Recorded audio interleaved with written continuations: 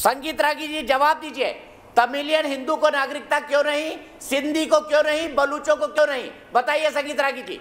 तौसीफ भाई आ रहा हूं आपके पास, एक मिनट। मेरे साथ मेरे परम मित्र आशुतोष भी जुड़ गए हैं, उनके पास भी चलूंगा, वो एक बेहतर पर्सपेक्टिव देंगे पूरे डिबेट को। संगीत रागी जी।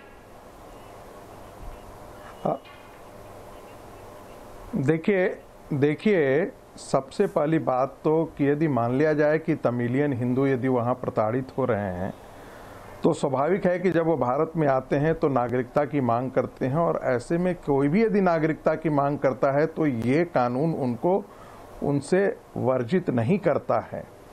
दूसरी बात मुझे ये समझ में नहीं आता है कि पाकिस्तान और बांग्लादेश ये वो धरती है जहां पर 1947 में इस देश के मुसलमानों ने यह कह करके इस देश का बंटवारा किया था कि हम हिंदू और मुसलमान दो अलग अलग संस्कृति हैं, हम नहीं रह सकते, साथ साथ नहीं रह सकते, और इस आधार पर बंटवारा हुआ।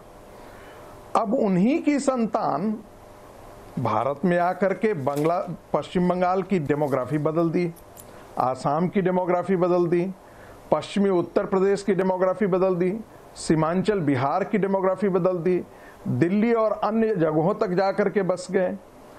हैरानी इस बात की होती है कि कांग्रेस, गांधी परिवार ने इस देश का बहुत नाश किया है।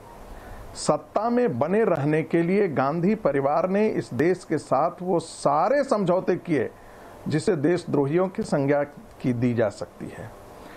हैरानी की इस बात के लिए होती है कि आज एक तिहाई हिस्सा जो आज कश्मीर का चला गया है पाकिस्तान पे, वो किसकी देन थी? 70 साल में उस पर विमर्श ही नहीं होता है।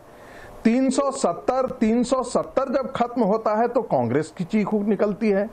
अरे भाई, वो तो कॉन्स्टिट्यूशन के अंदर जो है वो कोई परमानेंट फिक्सचर था नहीं, लेकिन कांग्रेस ने उसे परमानेंट फिक्सचर बना दिया। क्यों बना दिया भाई?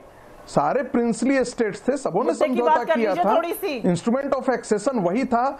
दिक्कत कांग्रेस की यही है कि कांग्रेस ने 20% हम 370 पर बात नहीं कर रहे संगीत रागी जी, आपने जो पॉइंट बोले सीए पर, उसी पर डिबेट को आगे बढ़ाता हूं। कांग्रेस ने सुन लीजिए, गांधी परिवार और कांग्रेस दोनों अलग अलग हैं, ध्यान रखिएगा। जितने भी राष्ट्रवादी तत्व शुभचिंतक इस देश के थे, नेहरू के समय से उन सारे लोगों को एक एक करके किनारे कर दिया गया था।